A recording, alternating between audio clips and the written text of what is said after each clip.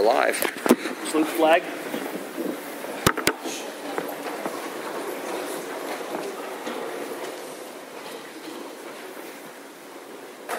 I pledge allegiance to the flag of the United States of America and to the republic for which it stands, one nation, under God, indivisible, with liberty and justice for all. Well, Sheik is here now, so we can start the presentation. He's probably coming in. I just need to The directions on addressing the board are located on the inside of the blue cover of the agenda. Roll call. Roll call. I just made the announcement. I'll do roll call next. Oh. Okay. Roll call, please. Okay. Mr. Simonero? Here. Mrs. Hamble? Here. Mr. Kurtz? Here. Mr. McCullough? Here. Mr. McLaughlin? Yes. Mr. Potts? Here. Mr. Shaheen? Here. Mr. Wolf? Here. And Mr. Basil? Okay, there is one edit to the agenda, and there's attachment number 10. So, There were some name changes on that. That's why that's been changed. are there any comments, public comments? Seeing none, moving forward. Okay, thank you, Mr. Shaheen. We have a number of student recognitions. I'm going to ask Mrs. Trainer to come to the podium. And we see a number of excited young people here tonight to be recognized. We have a series of, on the agenda, items under June recognition, A through H. Although not all of the students are in attendance, we would like to at least read their names into the record as well. So at this point, I'm going to turn it over to Mrs. Trainer to begin the acknowledgement and the reasons why these young people are here to be recognized. Thank you. The first one is actually an individual who's today when we recognize their student service award recipient. So I'd like to ask Sarah Thompson.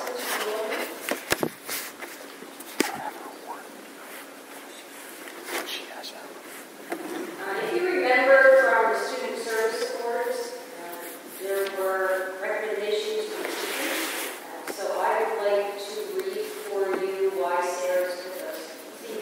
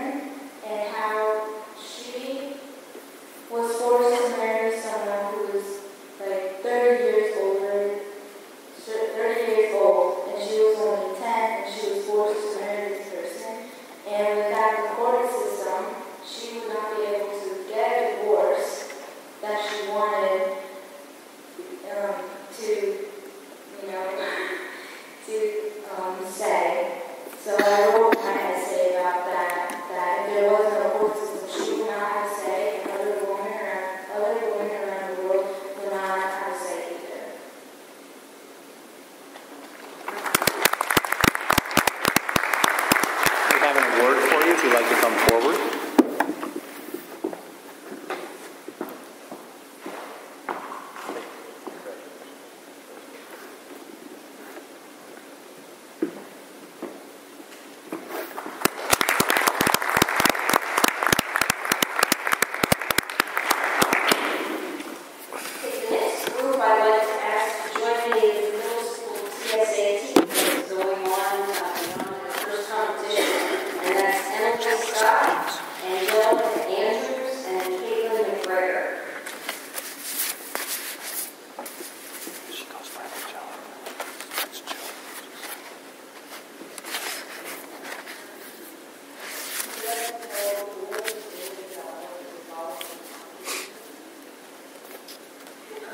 Speech. The competition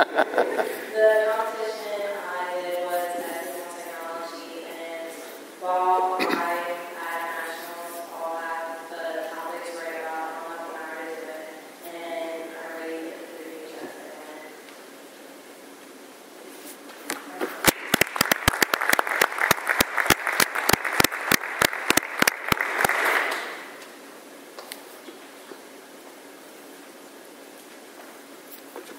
Is she coming up? This is Angelica. Yeah.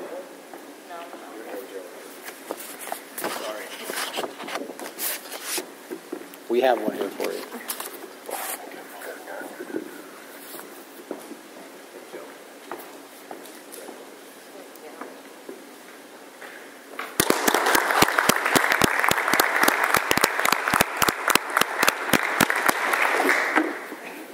the next group was recognized by Mrs. Rowe, who's part of the chair for art, and they were students who were successful in the art contest, and their works were displayed at Gala Works in late April. But we wanted to make sure that we had an opportunity for them to come. So first I'll ask the group to join me, and then I will let you know what they were successful in being acknowledged for. That group included Nicole McDonald, Alexis Kennedy, Allison Estrella, Jordan Leckies, Lauren Breyer, Elizabeth Levy, and Tori McGrath.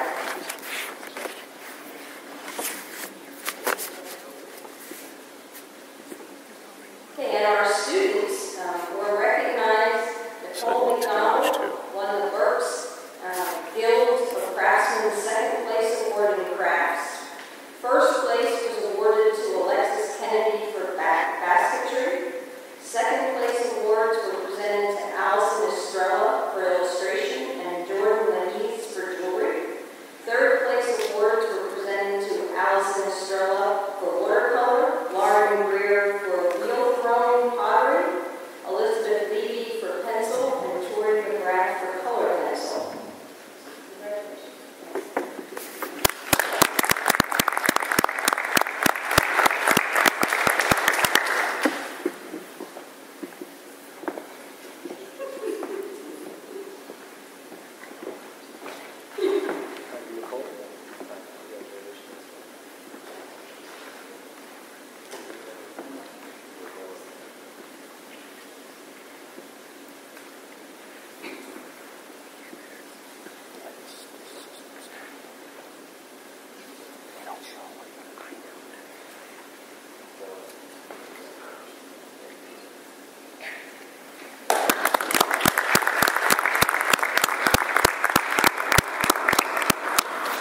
The next group that we have that I'd like to ask to join me is Honestly Defined World These all Computers from AIC.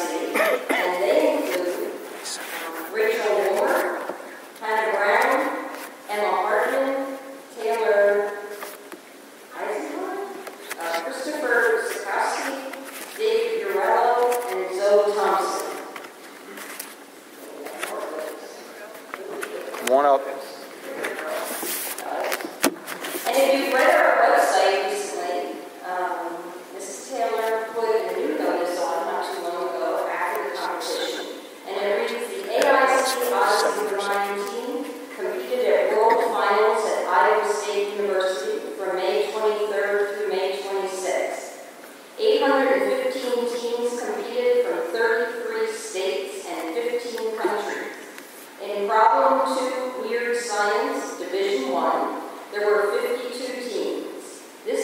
placed very strongly, 12 overall, 13 in long-term, 5th in style, and 23rd in spontaneousness.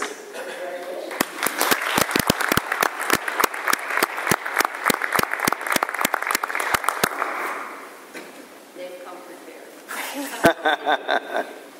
We would like to thank Dr. Otto and the entire school board for their support for our trip to World Finals. Special thanks to Mrs. Torcia, our principal. She gave us a lot of help with our fundraising effort. We would like to thank our school district's Odyssey of the Mind coordinator, Mrs. Taylor, for her guidance and support. A big thank you to the PTC for their generous donation and for allowing us to perform at their meeting. We would also like to thank the teachers and staff at AIC, APC, MEC, middle school and high school for helping make our Teens Day a great success. We would like to thank the local businesses for the contributions including Progressive Business Publications, Ace Hardware, and to Sean Fox, and the 31 consultants, Eric Hunt. We really appreciate the support we receive from our family, friends, and community.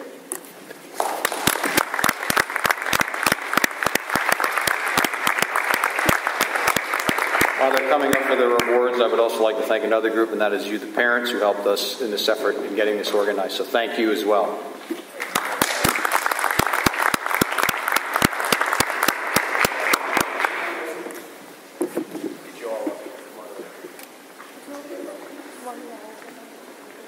If you want to.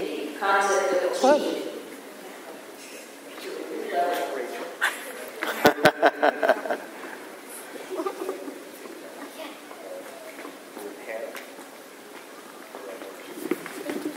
Oh, thank you very much. Congratulations. Good work. Thank you. Thank you. Daniel Boone School Board. Dr. Otto.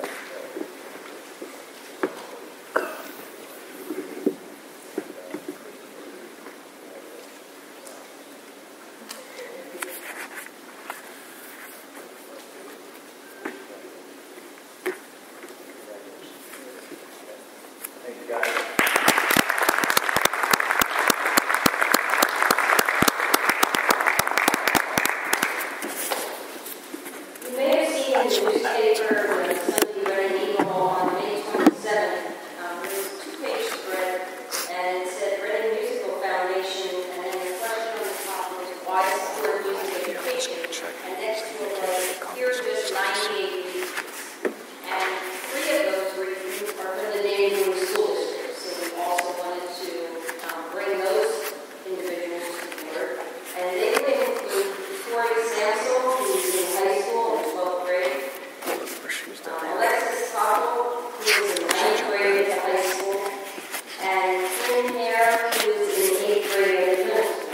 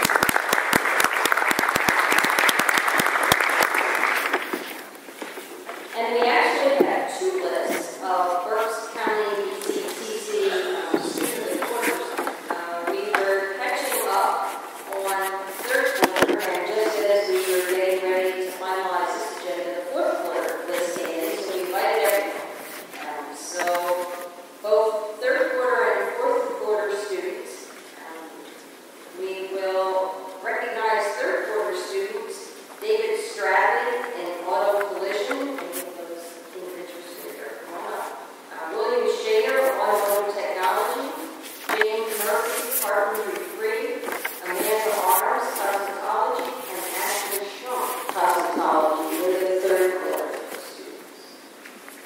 Oh, that's good.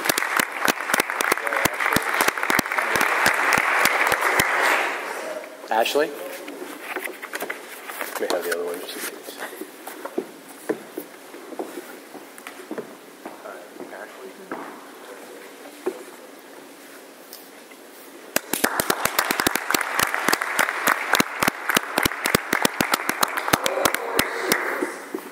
Sean Ferrata, in Carpentry Free, Sandy Fry, Cosmetology, Oh, that's Sean. Jessica Cobb, Dental Occupations, David Swender, IT Network, Adrian Cook from POW, and Devin Torma from Service Occupations.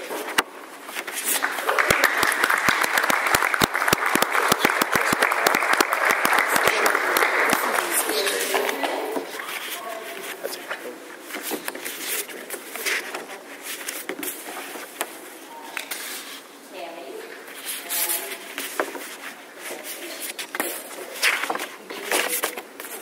Adrian. Tammy, Adrian, Tammy, and who?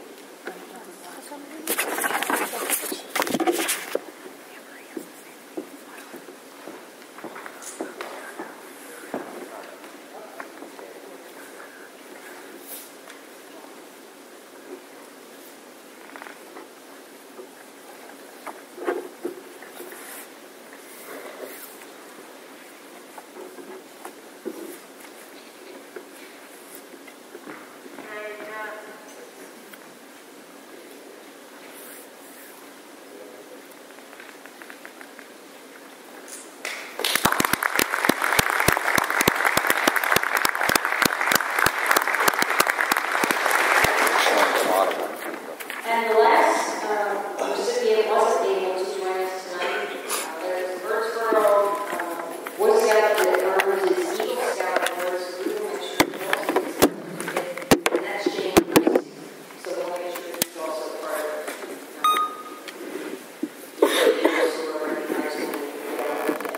And that concludes all the recognitions. Thank you.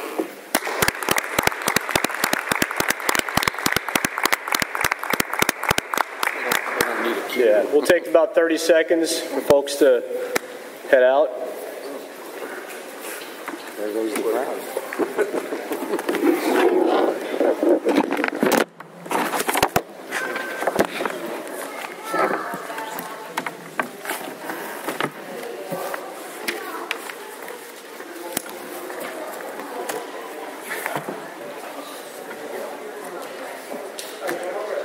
It's like graduation all over again.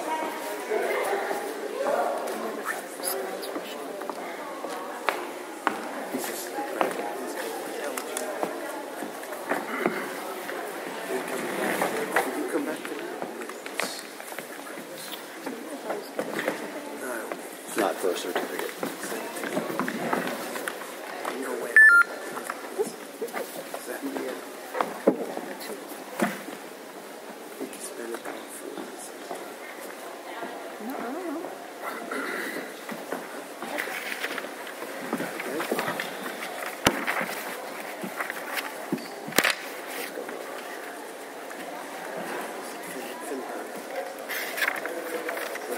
Wow. Holy smokes. It's cricket time. Okay. Moving on with the meeting. First, I want to apologize for being a few minutes late. I was in another building. Moving on from that, I just want to say that we need to announce an executive session after this meeting for litigation and personnel. I take it there were no other additions to the agenda? We had one edit. Right, 10. Attachment 10. Okay. Having said that, we'll move on to the superintendent's report. Thank you, Mr. Basil. For those here, our commencement ceremony the other night, I just have to say for the benefit of the press, and I hope you'll print this, this was one of the greatest graduation ceremonies I've ever been at. I mean, it was, the students were very well behaved. You always hear horror stories sometimes about graduations. Ours went off perfectly. We had perfect weather. There was a little bit of concern when we had to cancel the night before, but I was so glad that we did when I was thinking about the downpour that we got. Mr. McElmore and I decided that it wasn't in the best interest of the ceremony. But just Mr. Kurtz is one of our graduates that evening. I know several board members were there. It was just a fantastic ceremony. I mean, I can't say enough. I'm not one for many superlatives, but I am telling you, I've been in education 35 years. I've been to a lot of graduation ceremonies. That was by far one of the best, if not the best, commencement ceremony that I've been at. So I'm going to just thank a few people publicly for the board members that were there, for the members of the administration. I see Mr. Miller back there. Nice job, Dane, getting that all organized. Mr. McElmoy's not here this evening, but kudos to everybody that was involved. It just was really a great ceremony, and I couldn't have been prouder of the community and the way everybody conducted themselves. So just, again, a big thank you. It's kind of anticlimactic for item B, end of the year activities. The year actually ended officially for our students on June 7th. All the staff had left the district as of June 8th on Friday by noon. So as from our standpoint administratively, even though we have a few items to close out for this year, we're already beginning to think about next year and getting our things done for next year. So there will be summer activities, very light ones. We run a summer program for students with special needs called Extended School Year. So they'll be starting that up. That runs about 6 weeks in the summer. Come midsummer, you'll start to see people start to come around once in mid-August that sports activities begin to open up for the year. But we kind of go into a little bit of a backup mode now and planning, closing down this year and planning to get ready for next year. And the final item that I have under, at least written down here, is the United Way report. We, every year, contribute, run a campaign for the United Way. We did a nice job with that. We have a lot of support among the staff to do that. And this year, Daniel Boone was awarded the Bronze Award, which means we as an employee group achieved a giving rate of a per capita of between $25 to $99 per person. So I just wanted to put that into the record and make note of that and thank everyone on our United Way team that helps with that. So board members, again, I don't know if anybody that was at the commencement would like to comment, but I thought it was a great ceremony. Any comment from board members? No? Okay. I thought it was a nice day, too. Moving on to curriculum instruction, anything? Well, actually, I did want to add one thing under, we can kind of cross this over from curriculum instruction. The diversity committee, as you know, had been something we had put in place based on everything that we had shared with that situation. Mr. Shaheen was our board representative, and he has volunteered to kind of give feedback on where we got with that committee and where we plan to go at this point. Mr. Shaheen. I'm going to just briefly, it was very, we had 3 meetings that were very well attended from the community, as well as student body, our professional staff, and Dr. Otto. They broke the meeting up into 3 sections: curriculum, program, and policy.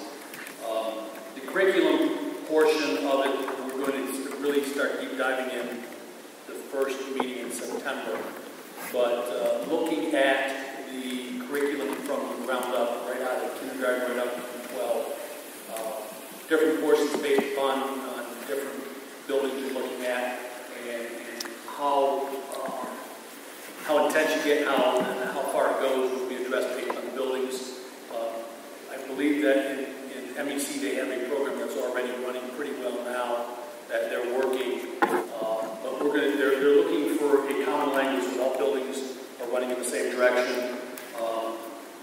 Around the responsibility, respectfulness, being safe, honest, and doing your best, ongoing. At some levels doing an extra flex every day, at some levels having these things in front of you at all times, whether they're on posters or at the bottom of things that are handed out or whatever. We'd like to several football teams, and the Raiders have commitment to excellence on everything they have. So something very similar to that, where it's constantly in front of them at all times. And we're not just talking, looking at it from the racial standpoint. There's the gender issue, there's a religion issue, there's a sexual orientation issue, addressing it from all aspects on an ongoing basis from a curriculum standpoint. Moving into and looking at teachable moments at the high school, where if something occurs, that the teachers will be trained to use something that either occurred in the news or something that occurred right in the classroom and then and there, use it as a teachable moment to be able to teach diversity right there. Also look at curriculum. Social studies will probably be the first to look at because we seem to get into a lot of these issues when it comes to history and how we portray history in the classrooms. Talk about it there, so we're going to start that right away in the curriculum area. Program-wise, we're looking at Unity Days, Unity Walks, Pride Walks, diversity videos, a lot of staff development. Looking to put together a mentoring program where students can mentor other students that may be having issues, as well as teachers potentially mentoring students that have issues. There was talk about mixing one day taking freshmen, juniors, seniors, and sophomores and putting them into one classroom together, dividing them up so you'll have 5 of each or something in the classroom, where they can start to be able to talk and discuss things amongst the peer groups across grades. Right now, freshmen are afraid to talk to the senior because they're afraid of being stuffed in the locker or something along those lines. So they're going to try to remove some of that. It's still going to occur, but get it so that when you see somebody in the hallway and you can recognize them, sort of like a big buddy type of situation. Talking about bringing in motivational speakers, Reggie Dabbs and a few of the others were discussed. Different training, communication being put out by building administration, and a very strong recommendation on the policy committees looking at 229, 238, 324, 339. I have I'm not going to go through them all, but basically going through and looking at our policies and making sure that we cover all groups. So, just like the hate crimes are covered from top to bottom, making sure they're covered. Because right now, there's some things that just aren't covered, and they need to be covered. Also, in our handbooks, putting in a value contract, just like we normally would do with anything else, that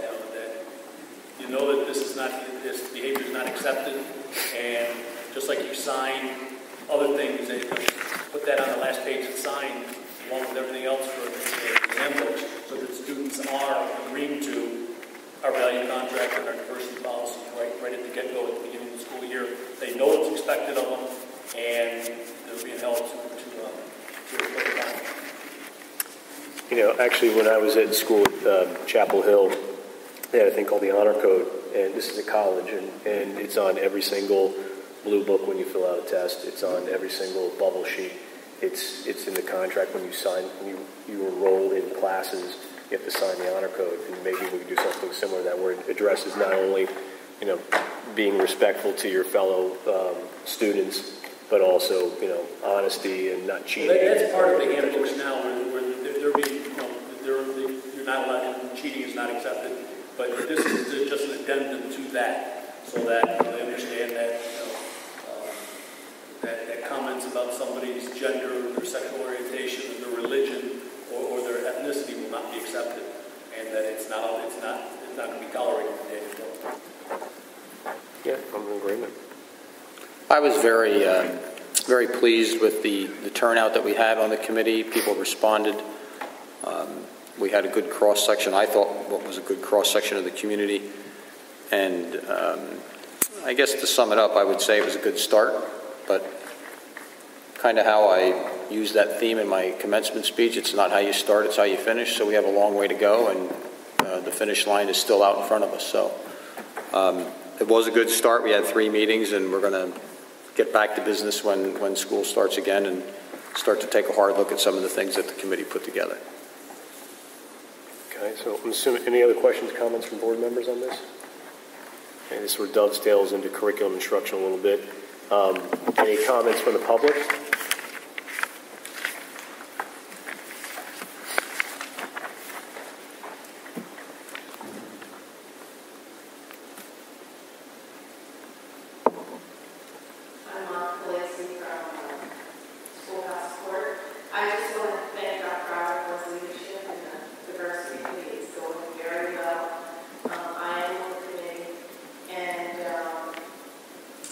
Just like you said, it's a great start. It's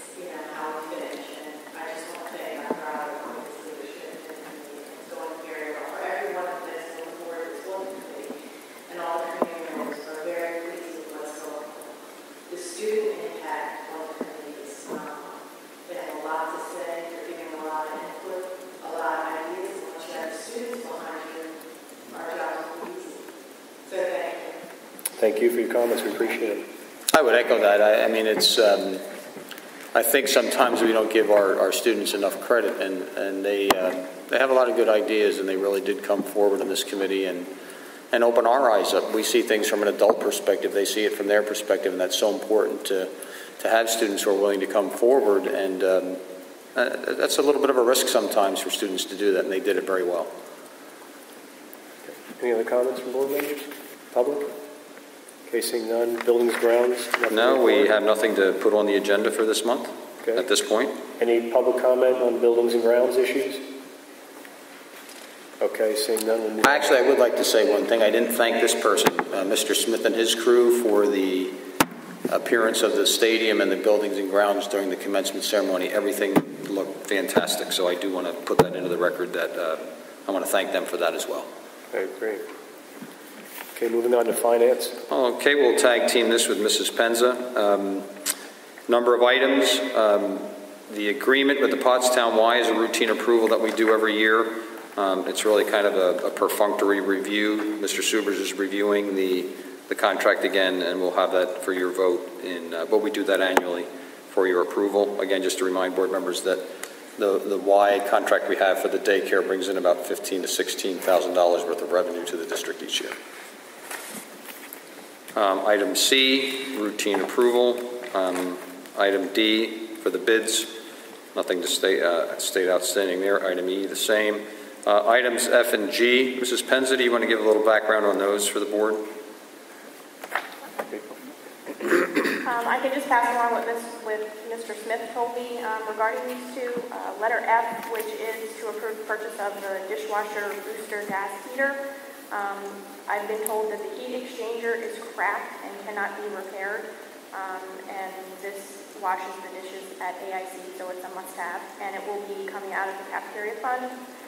Letter G, which is the purchase of a convection gas steamer. I've also been told that there are no replacement parts available for the current one that we have, and this model is being recommended by our food service director, and it will also be coming from the cafeteria fund. Questions? No? Okay. Item H is the approval of the resolution that we need to defease that portion of the bond that we're including in this year's budget for the $790,000.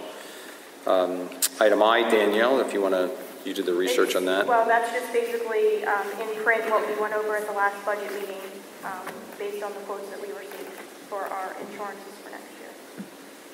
Item J is the routine approvals for the bank depositories. K is another annual routine approval as budget allows for those requests.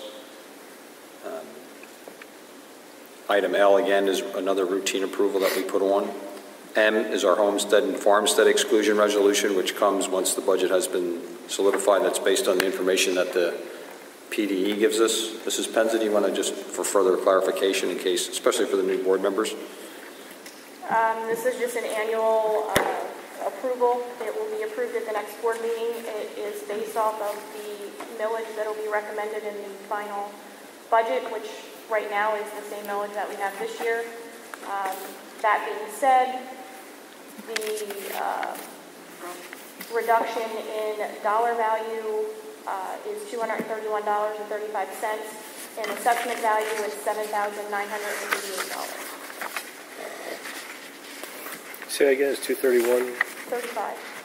231.35. Thanks. Okay, N and O are budgetary transfers that are routine there. Item P, we've had a change in our tax collecting situation. I'll let Mrs. Penza give you the background on that as well. What I can tell you is the Birdsboro tax collector called us a week or so ago, stating that she needed to deputize National Penn Bank, which means the borough of Birdsboro will be using lockbox just like the end of Union Township. We will no longer actually have a physical tax collector in Birdsboro. It will be lockbox just like the other two municipalities. But that needs your approval, so. It needs this board, it needs National Pen, it needs the surety of Ms. Swisher, and it also needs Ms. Swisher's approval. Is that the same bank that's doing the other two municipalities? Absolutely. Everything is exactly the same as the other two municipalities, yes. She still gets paid.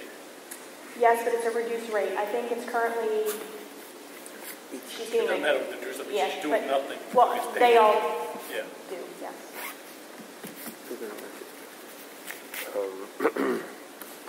Unless you come up with a new way to collect it.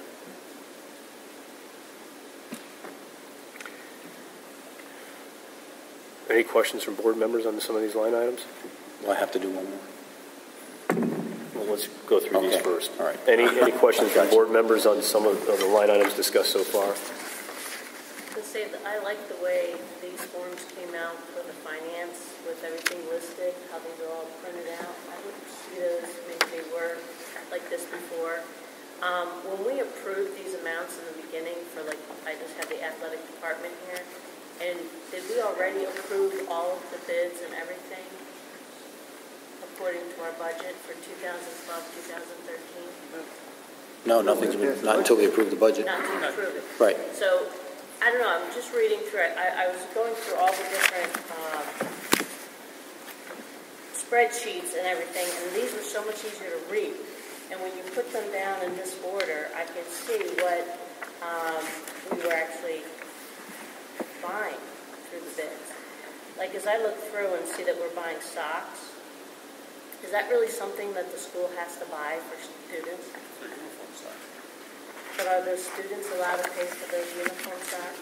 Because when I go through it and I look at all these different line items, and I see some for some teams and some not for other teams, and I'm just wondering, is it something we need to actually pay for?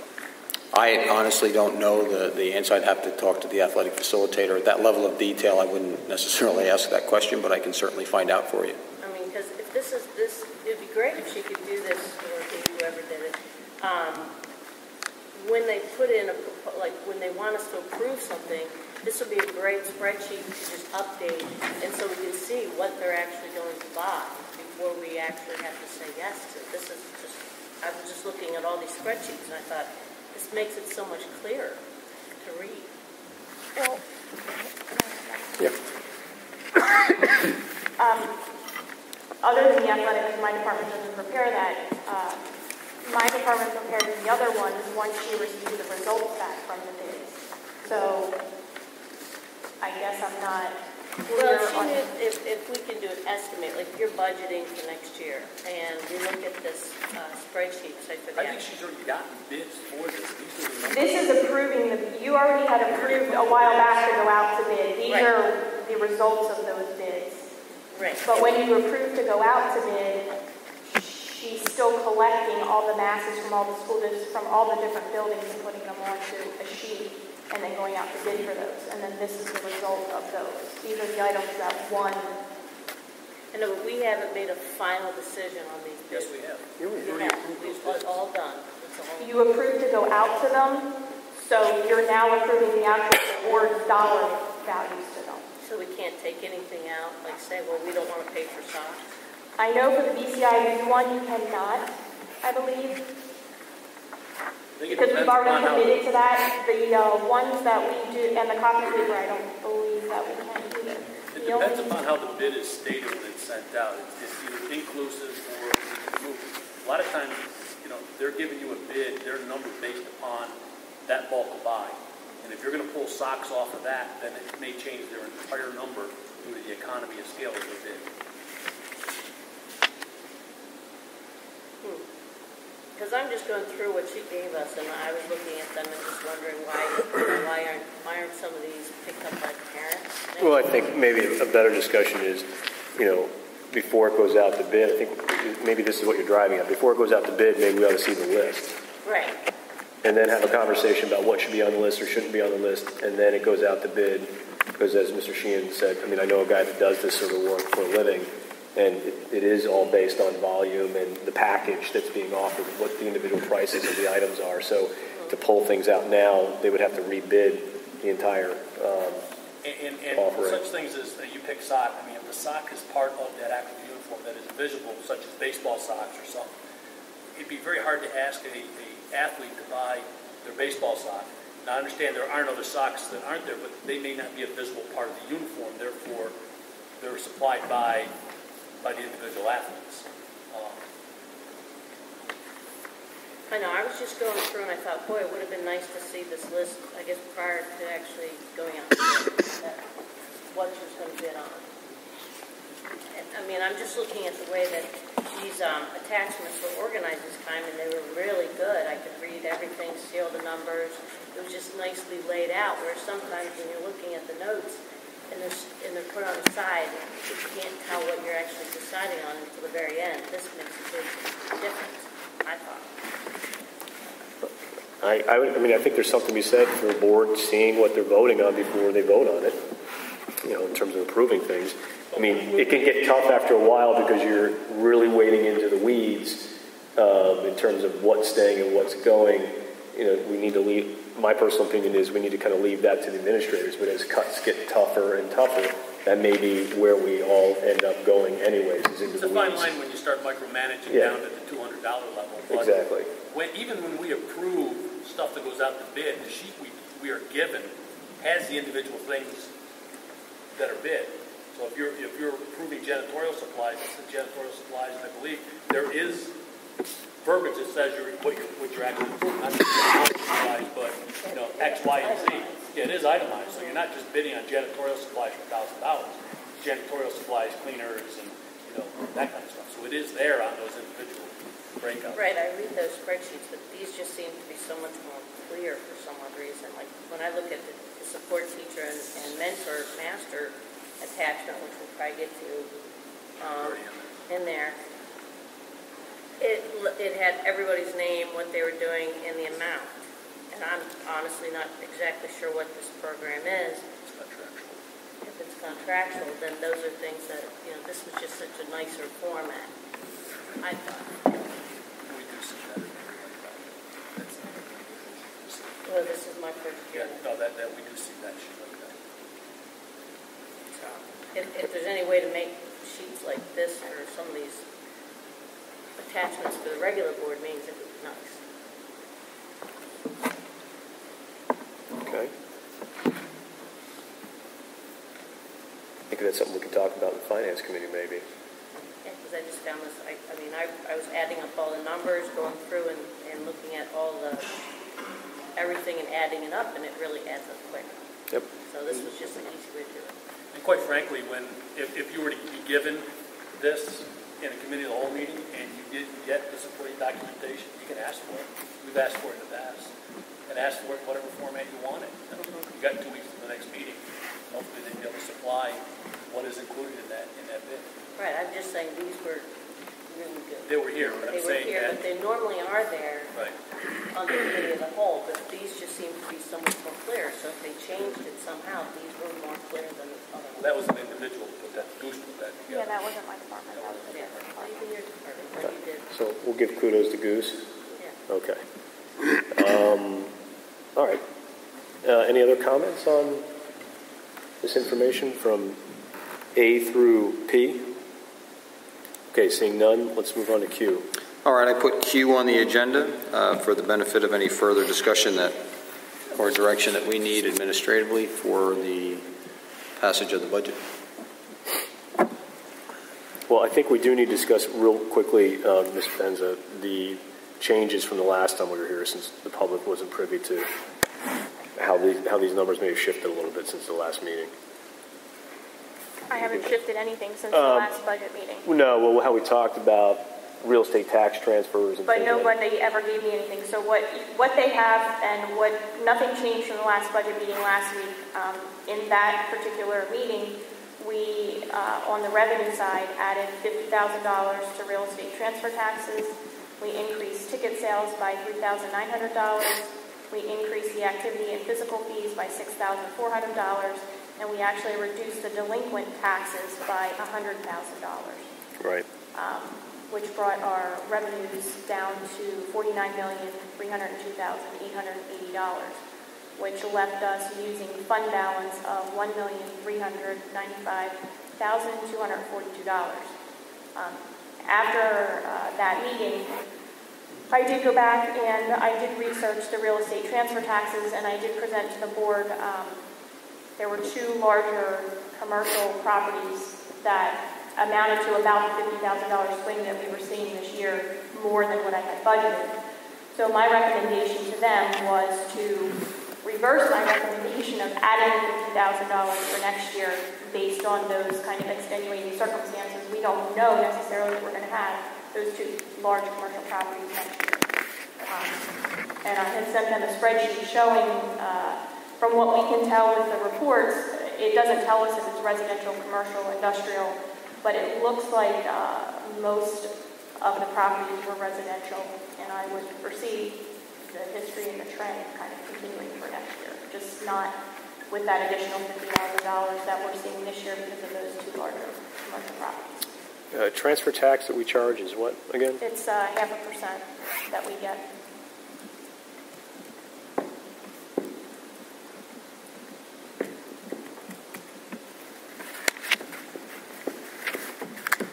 So it looks like in 10-11, I just reverse engineered the numbers that she gave us. In 10-11, it looks like we did $50 million worth of real estate transactions occurred in the district. This year, $57 million of real estate transactions took place in the district, and that does not include May. The volume of transactions went up from 256 to 267. And, the average size of the transactions pretty much remained the same. And I guess my question was, at the end of the day, to raise the transfer tax by $50,000, you're looking at another $5 million worth of real estate transactions. I mean, look at the numbers you sent us here. I don't necessarily would disagree with that assumption. So I would say leave it the way it is, as opposed to changing it back to 250. I would say, you know what? Looking at this, I would leave it at 300. That would be my recommendation. But I'm open to suggestions from the rest of the board. Yeah, I agree. Again, things are starting to turn a little bit. We're starting to see some light at the end of this tunnel. May see some. I'm seeing houses go up, and within a week or so, you're seeing contract pending and that kind of stuff. So we may see some things turn. So leave it as it is. Anybody else have any comments? Okay, seeing none, so we'll leave that one the way it was. Or the way it is represented on this latest spreadsheet, right? Okay. Any other comments from board members on this? Okay, seeing none. Any comments from the public on finance? All right, seeing none, we'll move on to personnel. Okay, under retirements and resignations, I do want to point out item A2B, Mr. Scott Lincoln, one of our district computer technicians. He left the district to take another position, and I just would like to thank him. He worked pretty closely with me, especially at the opening day presentations. He was very helpful to me in getting everything put together for that. So he's now with the Schuylkill Valley School District. The rest of these are fairly routine. Under item C, just those are our approvals for the school dentists who work with our students. And we have a couple other long-term subs listed there for you. Under the support teachers / mentors, those are required for mentoring new employees. So they're on there for approval. Summer school teacher rate, again, that's based on summer school enrollments. How are the dentists, for example, chosen, and who determines the rate? Is that the state, and you just pick the only dentist that you have in town, or how does that whole work? The dentists, Mrs. Trainer? Or any vendor that we end up approving, it just seems like these things come forward. I'm just curious. I'm not looking to change it. I'm just curious as to how the $2 per student is calculated, and is that a state number? Is that mandated by the state? Is that a number that we come up with? A reimbursed rate that we get that we use each year. I believe it is generated from the state. I approach local dentists and ask them if they would, be willing to participate in the program, and typically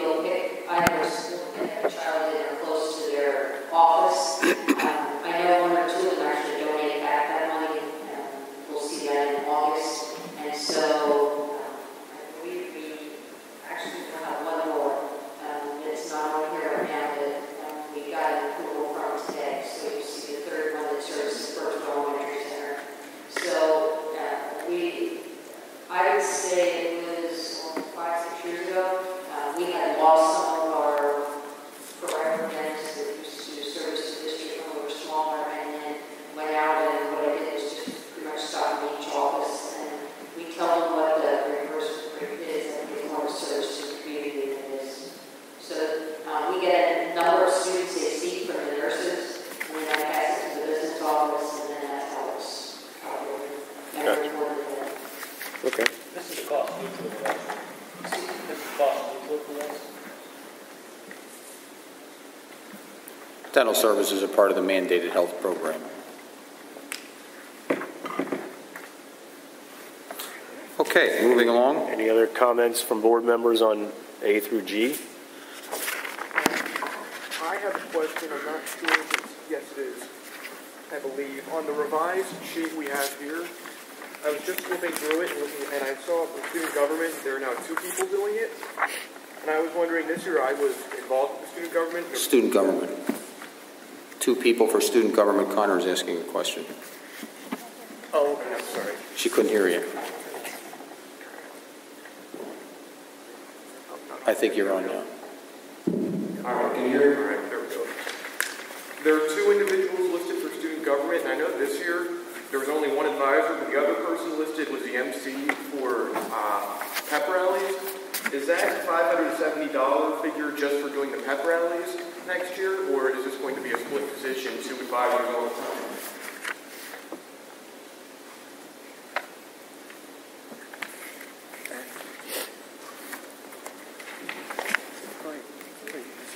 What they do is, it's the same as the, I'll call it instrumental director concept. There's a dollar figure in your contract. I'll just figure out, let's say it's $500 total. And if individuals share the position, then Mr. McElroy will determine what percentage of the total job each one of the 2 will do, divide out the total figure. I understand that, but I'm trying to figure out what is being split, what duty is being split. It's most of the pep rally and those other type of student, the actual activity of students, where Mr. Bailey will continue more of it. I'll pull up the flow. All right, that was what I was wondering, where do you split that? Yeah. All right, thank you. And actually, I had a question more for the board on this issue. If you look at the revised addendum that we received, and it talks about the department chairs, I was sort of thinking about this since our last voting meeting where we changed things up with the music department chair.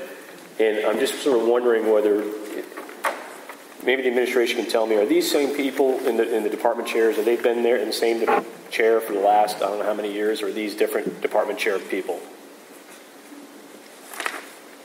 Most of them have been here for a good number of years. I'd have to go back over the number of, I know we've already approved it. I'm just asking the question. Okay. So, and I guess what I'm going to ask the board is, should we reconsider the vote that we had in May and just think about, I'm thinking about in terms of, performance. One of the things that we've been trying to get here is academic scores and change in performance. And I'm not sure if that duty falls to a department chair. In my schools, when I grew up, it did. And maybe we need to redefine what the role is of a department chair, and maybe we need to be holding certain people more accountable to student performance on scores and things of that nature. And if you can't do that one way, maybe doing it through changing up who's a department chair is another way to do that. I don't know. I'm posing the question to the board. It's just something I was thinking about in the last week or two. Who's going to review, I guess, as far as their performance? I don't know. I'm just asking the question. If you're the department chair of, pick a subject, language arts, and our kids aren't, test scores aren't improving from one year to the next in the language arts, what are you doing to change that? What are you doing with the people that you're communicating with to change the curriculum to make that happen? And, and if you're not doing a good job, maybe somebody else should be in that position. When you look at higher education, the department chair in colleges teach a course, and then they're responsible for the rest of the department. And here, these teachers are having full-time loads, and the answer remains, and a few of the others basically said that they're coordinating some textbooks and some departmental meetings, and a few of the others. They're not selecting who is teaching what course or anything along those lines. And if we're going to do that, and believe me, I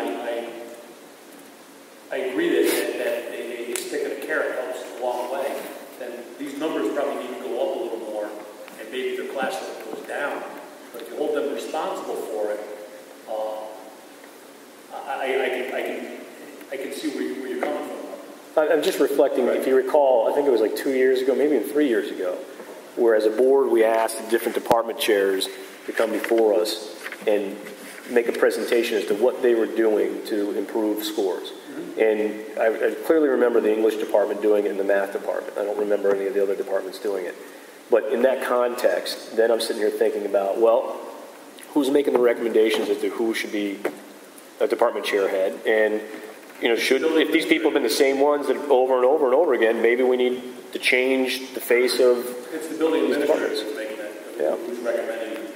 I think that if I could just chime in from my experience, when I first started my career in Boyertown years ago, the department heads were, for lack of a better word, quasi-administrators. They actually were pulled out of the association, and they actually had a reduced teaching load, and they answered directly, believe it or not just to the building principal, but to the central administration as well. We don't have that model. So the model that we have, I think, is more what Mr. Shaheen is getting at, that they more kind of manage the department. Coordinators might be a better word than really department heads. Since they don't have what I would call supervisory sway over employees, they can't really put any kind of pressure on them to increase their performance. I understand your point that the academic performance is certainly something that I think any good department head takes a look at, but I don't think they have any kind of, let's face it, there's sometimes when you have some subtle pressure that you can put on people, you will see a change in performance. I don't think the way we're set up, that department heads, the way it's constructed in Daniel Boone, they're all in the same association, in the same group.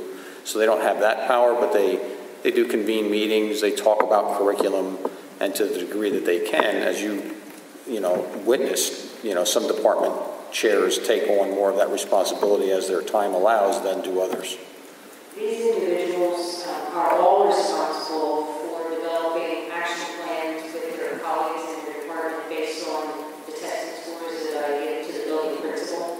So whereas you saw two present their report to you a couple years ago, each one of them gives Mr. McElroy each October what their department has put together that would contribute, let's say, to supporting math in the high school or supporting science and so on. So there are more things going on behind the scenes where they don't have a supervisory role to, let's say, go to our colleague and say, well, you are using the ruler and the graphic and doing all those types of things, but they do coordinate more than just like housekeeping chores.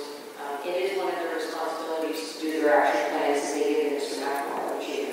But they're not actually department chairs, they're the program head of the buildings. They have no impact on middle school, no impact on elementary school, correct? What happened back when we were junior, senior high school, and then we split, it was decided at a contract conversation back then that it would be a 9 to 12 so that no travel and or used to be required. And at that, they used to be 7 to 12 department chairs back prior to the opening of this building, and then it was changed to be 9 to 12. So the answer is no. Yeah. They're not a department chair, they're a building head. Well, And we can bring their job description right to curriculum instruction for them to be able to look at and follow. But again, I'm with you again. If you're going to be a department chair, and you're K to 12, you're responsible for that entire program, K to 12. And then maybe something you want to look at getting back in place. well, I'm kind of curious. I'm sitting here looking at this. I'm just thinking, okay, well, Anne Marie, if I'm the department chair of business, is it my job then to go out and talk to the other business teachers and put together and coordinate and lead that group to putting together a strategic plan? Or is it more, hey, look, we're all equals here and let's sit down and we come up with consensus with what our strategic plan is, and then I'm just the guy that takes it to Mr. McElroy and hands it to him? I mean, which one is it? I'd say it's more just a consensus model. I see. Okay. Yeah. It doesn't mean we can't change that plan. I mean, to me, if you're going to be a department chair, then you are the chair of that department, top to bottom. Well, I'm thinking to myself, what are we doing to hold people accountable for scores? By the time you get to ninth grade, the foundation of your mathematics is already done. Okay? If you haven't learned it in 7th and 8th grade or 6th grade, by the time you get to 9th grade, you're more or less already in the rut of where you're going to go for the rest of your 4 years. So if you're not going from at least 7 to 12 or below 6 to 12, they need to have hands in that entire curriculum. Well, if there's some consensus from the board that you would like to see some exploration of this issue, we can certainly take a look at it administratively, because I'll have to be honest with you, if we're going to take a look at K to 12 people, I want some responsibility for if we're looking K to 12. I don't get involved as much at the building level because they just have that building, and I hold the principal responsible for that. But if we're going to begin to have a group of people that are teaching staff have responsibility K to 12, that changes the way I'll look at things administratively a little bit. So I would need some. My point is, if you're going to hold them responsible for absolutely scores, you got to hold them responsible for more than just owning the program from 9 to 12. Absolutely. You need to own that program.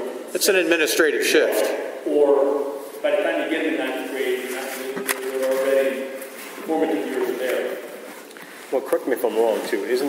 Aren't these amounts based on tenure and things of that nature? Right. So, no, they're based on the contract. Oh, the contract, yes. That's something you negotiated with the association. So these numbers are fixed? Yes. It doesn't matter who's in that seat? Correct. Okay. And so if I'm a teacher and I want to be the new home ec, tech ed department chair, how do I do that if the same person's being elected to the post every single year? That's the principal's discretion. That's the principal's discretion. These dollar figures are based on the enrollment in the department. There's a sliding scale in their contract. Let's say from 2 to 5 people, there's a certain dollar figure. And I give the business office the number of individuals that are in, let's say, the high school math department. And if that's, I'll pick a number, 15, that individual is at a higher pay scale than somebody who is 6 or 7 in the department. The contract has different categories. Yeah, I guess I'm just sitting there wondering, if it's just a coordinator position, then, at the end of the day, why are we paying somebody the highest rate to be a coordinator as opposed to picking the person that would be the least expensive for us as a school district to be a coordinator? Well, that's not what she just said. Yes, no, that's what she said. She said the way it's in the contract is if you're the math chair and you've got 8 teachers, then you get X. If you're a social studies chair and you've got 6 teachers, you get X. Okay. The only variable is the number of people in the department. Gotcha. Okay. And I would say experience, it's the same as a person with 10 years. And as far as the compensation for that, we administratively don't control that except for the variable. I understand that. But if somebody new would be interested in becoming that chair, could they submit their name to? Absolutely, but then again, the final decision is left with the building principal, or with this board. Yeah, that's traditionally not a decision. Obviously, it could, but it's never come to this level that the board was picking department chairs. We do vote on them. Obviously, at the end of the day, you do have the right to vote on them. But I meant the initial selection process starts with the administration, but obviously you do approve them all. But that's something that can be addressed with the upcoming professional contract. Okay. All right, well, I appreciate everybody entertaining those questions. Any other comments from board members on this section of the agenda? All right, seeing none. Any comments from the public? All right, seeing none, let's move on to programs. Okay, programs, your monthly enrollment report is attached. The enrollment has been fairly stable. We will have a list of 12 and 13 textbooks. Mrs. Trainer, do you have anything to add for textbooks? No, actually, you had the list back in April, and the policy then indicates that the books are available for 2 months for any board members who want to review them, and then I bring it back in June just for you to approve. So, Mr. Kurtz had come up at one point to look through some of the books. Okay, moving along under the handbooks, the elementary handbooks. There are no substantive changes. Obviously, there'll be changes for staff members and dates and things like that, but the serious content of the book will not have any changes. Same for the middle school handbook. Attachment 13 has the high school handbook changes. Mr. Miller's here if there would happen to be any questions on those. And item D is to accept our annual Pottstown Wellness Foundation grant. Again, I give a lot of credit to Mrs. Trainer. I'm going to just give, again, Mrs. Trainer, some background on the Pottstown Wellness Grant, some of the things for the new board members, how we do this every year. This grant is paying for any after-school busing that's tied to both your academic and your wellness activities for students. It provides a lot of support for needy students. It runs a change program here. We run wellness and nutrition and education programs for parents at the elementary level. We run after-school staff exercise programs. We do a lot of educational programs for the community. It's tied to activities that Mysterium supports and the Optimist here in the district. So it really brings an awful lot to the district that otherwise, especially with budget constraints, we never be able to have. So it really does provide a lot of the enhancements for our program. Okay. Any questions from the board on 11 programs? Okay, seeing none, any public comment? All right, seeing none, let's move on to policy. Policies are all second readings. I know Mr. Wolf did have a question on policy 111. Yeah, we had discussed this previously, and what I had asked for is to put some type of references for the CTC specifications that were provided by Dr. Lees. I do remember that. They've had an opportunity to look at it yet. So. Did we put that? We didn't put that in yet. I think we said we would reference that we would look at the recommendations. We didn't want to put the actual times and hours in because if they changed every year, you have to keep redoing the policy. Is that reference in 111 now? I'm not sure. I don't have 111 with me, so I do. I mean, if we want to table it, we can. It's no urgent. We can bring it back in August if necessary. Well, we're meeting on the 20th, so we could take a look at the policy and make sure it's on the list. Because this isn't a vote tonight. We'll bring it back on the okay. Just a quick question on the agenda we're provided with the PDF document. It includes policy 914, school volunteers, but it doesn't include field trip excursions and vocational technical education. If they can all be included in the PDF, that would be incredibly convenient. I think they typically are, but I've noticed once in a while one seems to be left. We'll leave them on for you, sure. Okay. The reason we generally do that is if there are no changes, but we can include them. If you could always include them. Sure. Maybe if you no change, but I want to be able to scroll to them and look at them when we're talking about them. No problem. Yeah, I'm in agreement. Okay, any other comments from board members on policy? Okay, seeing none, any comment from the public on policy? All right, moving on to transportation. Any? No report. Old business? Any board members, old business? None from the superintendent. I just had a quick question. We talked about coaches and stuff like that. Wasn't it? We had a softball coach just recently retire. Yes. Has a new coach been selected for that? I keep getting questions about coaches for whatever reason this year. I'm not. I think the new softball coach has been hired. Mr. Miller, did you hear about the new softball coach?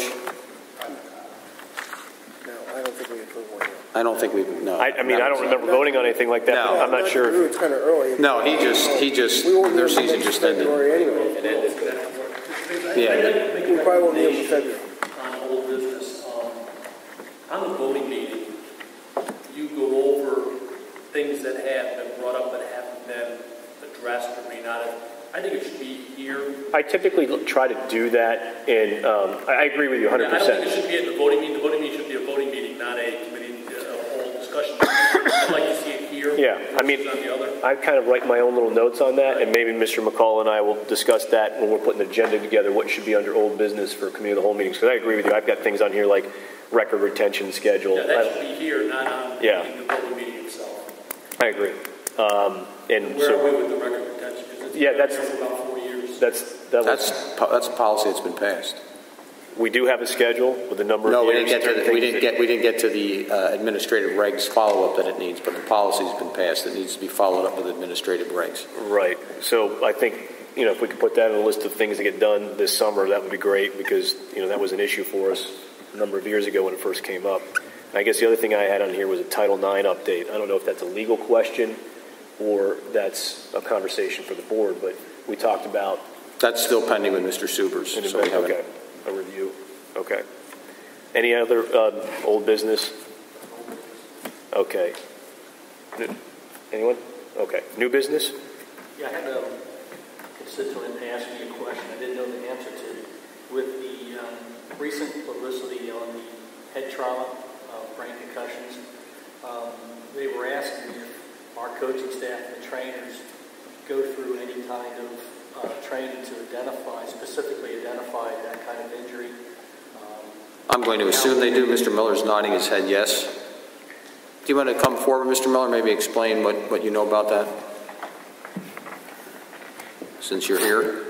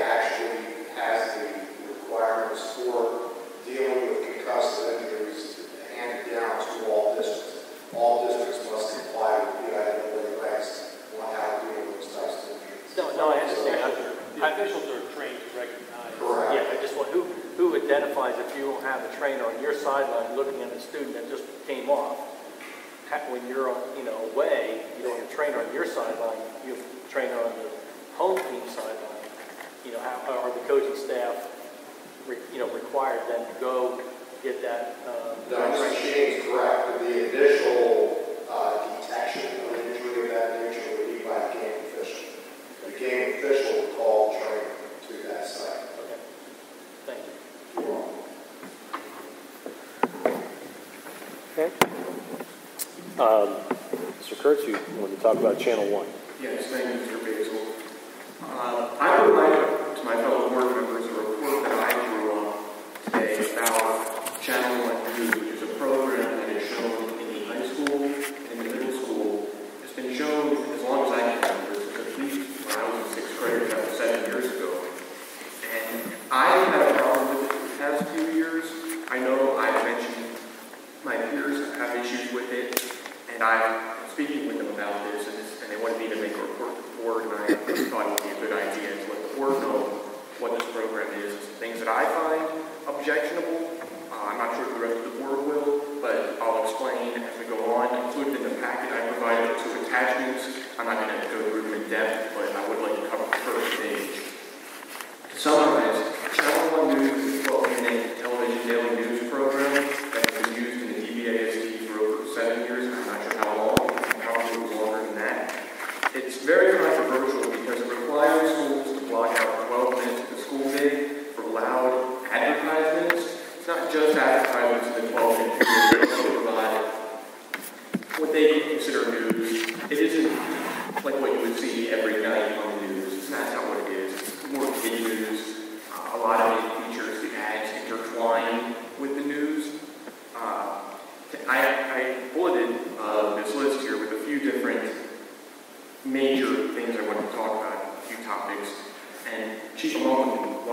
can't even have Channel 1. Well, Channel 1 Network, which is the company which oversees Channel 1 News, the program, gives school districts a television set for each classroom as long as the school agrees to show Channel 1 on 90% of school days to students. Now, these television sets at the high school, they're old. They are from, at least they look like the early 1990s. I'm not sure if they still work very well, but they are old. I think they're newer in middle school. But these televisions are not really free, and I'll get to that later. Before I get to that, I want to let you know what Channel 1, in terms of what other schools are doing. They started in 1992 or 1993, and it was invented by an advertising executive. They advertised really into schools, because children are a great market for a lot of products they want to sell. And schools, they provided this market, they provided an audience that was captive, and you could get this message across.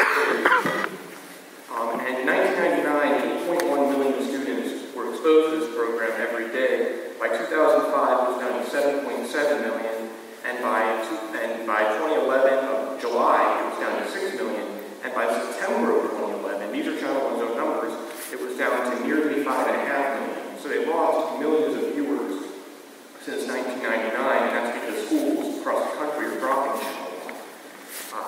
And that's for a few reasons, mainly because of the in-your-face style advertising, but also because it really isn't news. Its news content is minimal because it's about the advertisements. It exists for advertisers to market products to school children in a captive environment. That would be the homeroom, the end of the day period when kids are sitting, where they should be working at home for break.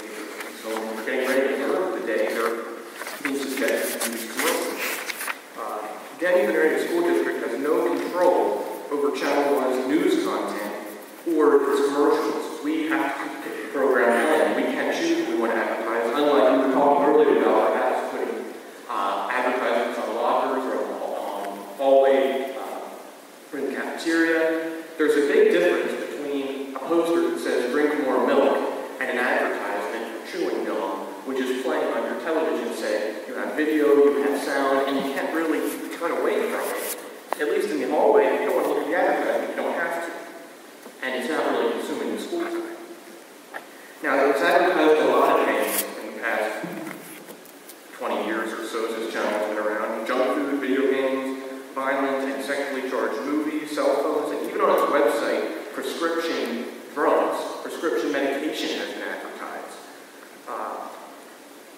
Oftentimes, the Channel 1 television program will sell anchor positions. So the people who are hosting the news, that position can be sold to a marketer, will be sold by a marketing company to a company that wants to sell something. For example, if a television series is upcoming, a television star of that television series may come in and host the news of the day, and they'll do a whole little special about the television program and why you should tune in, and they'll ask kids questions about the program. And these are it's a giant 12-minute commercial every day, really. And when you take 12 minutes out of each school day, 12 minutes, 180 days per year, comes out to over 36 hours of school time. 36 hours, which is 5 school days, which should be used educating children. Or at the very least, not forcing them to watch a television program with substantial ad content. There are a few issues. We have a contract with Channel 1. I don't have the exact Daniel Boone contract, but I found the generic contract they use for all of their schools on their website. And it requires children to watch Channel 1. And a case in point, in Ohio, just a few years ago, I believe, I found this online. I asked for their obligation.org. I encourage you to check it out for more information. 2 teenagers were actually sent to a juvenile detention center because they did not want to watch Channel 1. And because the schools have to show it to 90% of students, and some schools they show it to 100% of students, they had no choice. Otherwise, the school risks losing their television sets. But Channel 1 routinely violated its own contract by frequently showing more than the promised 2 minutes of advertising each day. Frequently does that. And when we look at the cost versus reward, Channel 1 television sets, we got them back when we first agreed to show Channel 1. They seemed like a good deal. We're going to use television sets that could be used for educational purposes. It sounded like a good thing. But now, we don't really need the television sense because we have projectors in the high school, and I believe in the middle school. Is that correct, Dr. Otto? In the classrooms in the middle school, we have projectors? That is correct. Okay. So we have the television sets we're getting from Channel 1, and we have to promise Channel 1 that we can show their program, but we only have it to show Channel 1. We're not getting any other benefit from it. So it's really kind of circular logic, in my opinion. And this is educational time that's being eaten up by the programming, and it creates an environment, because I know last year in my homeroom, I can only speak for myself, but it was loud, it was in your face, and that's what it's supposed to be. It's supposed to get your attention, it's supposed to hold your attention, and get you to buy these products.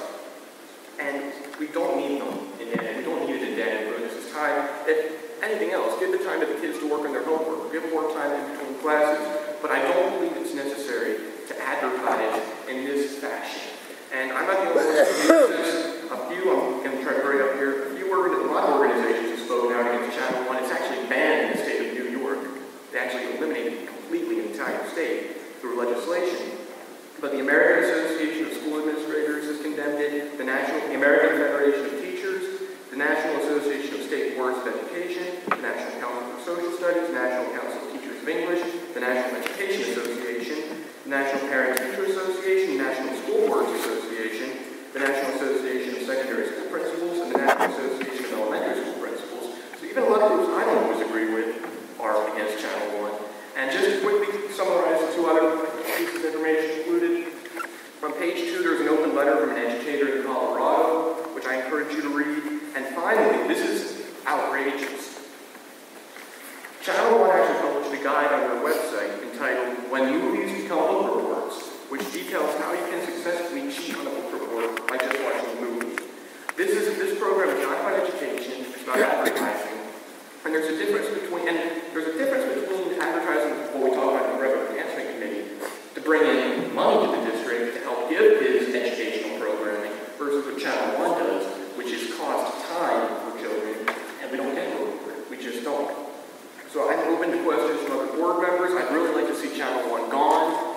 I think other school districts across the country are dropping it, and I really think that we should do the same. It's an issue I'm passionate about. It's an issue that a lot of my peers have an opinion on, and I'd really like to see the board take some action and eliminate it. Is there any reason why we need to keep Channel 1? We have a contract. Well, I mean, again, we have a contract, but again, one of the benefits. I just want to comment a couple. They're not forced. That's correct.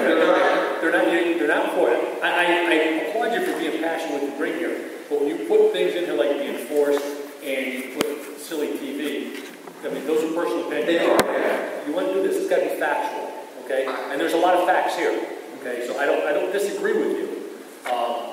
I have two children in school, and every now and then they'll say something, but for the most part, they don't pay attention to it either. They're doing homework in homeroom and ignoring it. But, Well, let's get some facts down. Are there any other purposes for these TVs other than watching Channel 1? Are they purposed out to do anything else? Without going in, my guess is no, but my suggestion was going to be before you start to ask a lot of questions is that the history of Channel 1 is, I mean, when I was a principal, which seems like ages ago, we had Channel 1 in the high school when I was there. Whether that's right or wrong is not the point. I just would like time, and I would like to actually thank Mr. Kurtz for, I mean, there's a lot of good information here, but I would ask the board to give us time administratively to understand the implications of any change in this area. We would be more than happy to take a look at it and understand. Here are some of the facts that you can go look up for us, just so you have the time to do it. But I'd like to know if there's anything else whatsoever that. Oh, absolutely. Is there anything else we get out of Channel 1? Are they giving us anything else? Is there any monetary? My understanding, I think I can answer. Right. I mean, just things that you can go back and research. And again, what is the contract? Okay, because we do have overheads in most rooms. Are they in all rooms?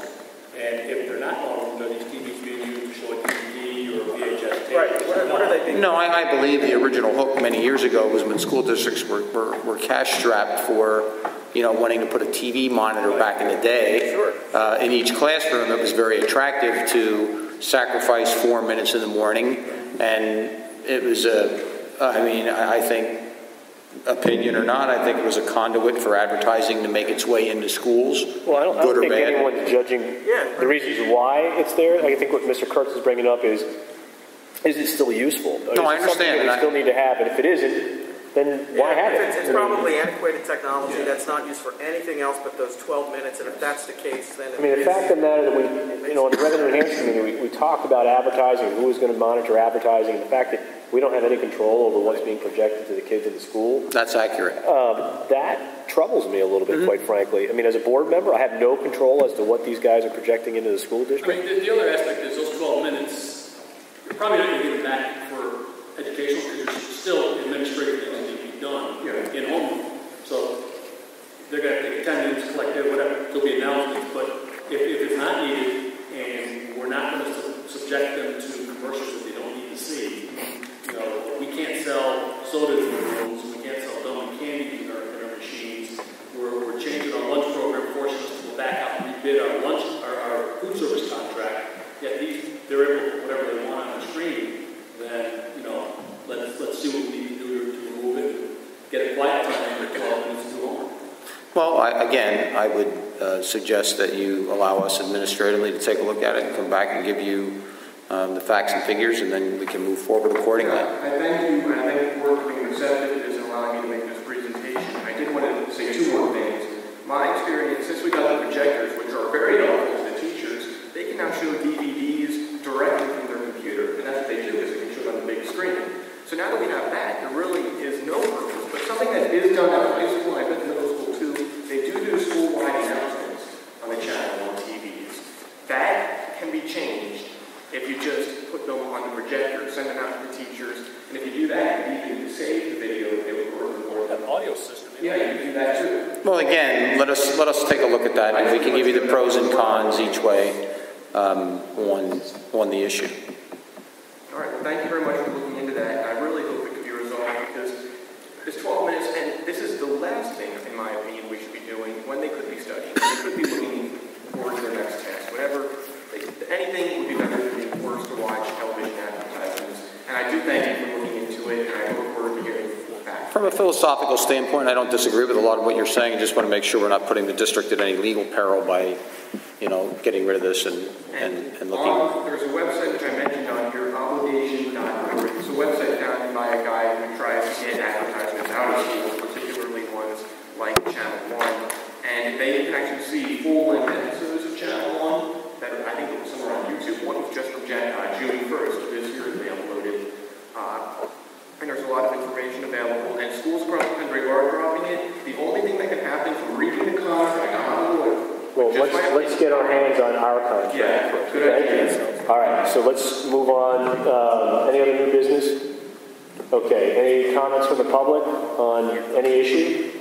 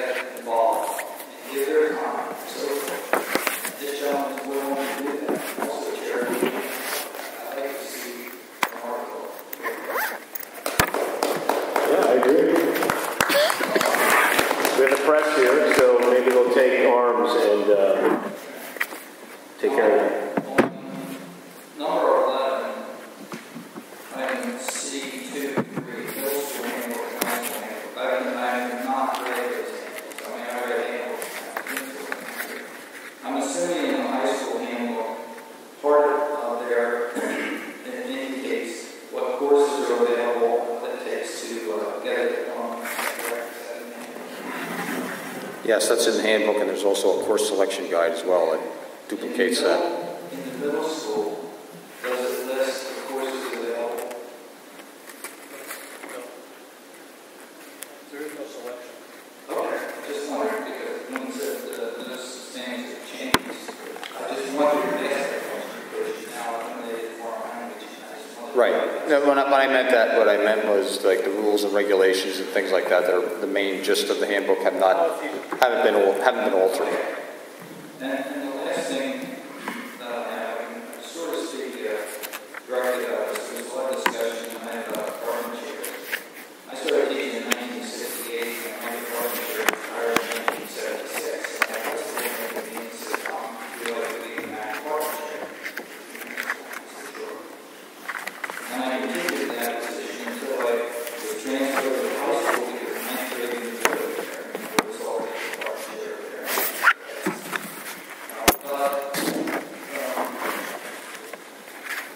When we did have apartment meetings, and just like junior math teacher said, I found it was the best time was doing that, rather than learning an outside figure. It was good to share ideas and so forth. Even though that as a department chair, I had a supervisory responsibility and didn't want any. I would have a teacher come in after school and say, I'm having difficulty with this particular topic and getting it through. Do you have any suggestions? Or when we had staff department chairs or during in-service time, I would have teachers who go through a presentation of something. The other teachers there to show that this works in the classroom. So you can spread it around. Now, eventually, instead of just having 9 to 12 meetings, they involve 7 to 12, which is very important. I just thought that was important to do that. So sometimes changes are made because a new principal comes in. And maybe a new principal can work better with a different person. But it was never set in stone that you had this forever. And we're going to think it should be. If there were math curriculum committees being formed, and you were the department chair, you were probably one of the persons picked to be on that committee. But I just really want to reinforce Dr. Roberts that basically, the way I understand it, it's a recommendation by the principal, and then it comes to central office. And they either agree with it or disagree with it, and then it appears in your name because you're extending money. Thank you. Thank you.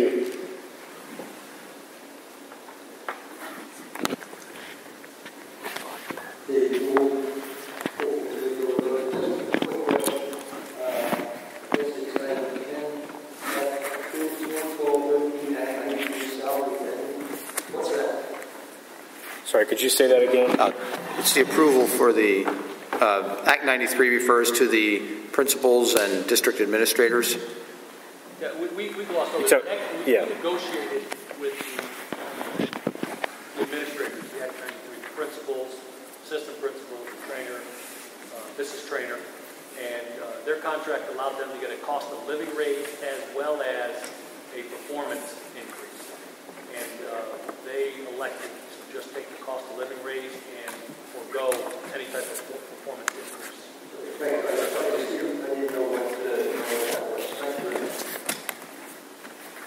Any other public comment? Okay, seeing none, motion adjourned. Do we have a second?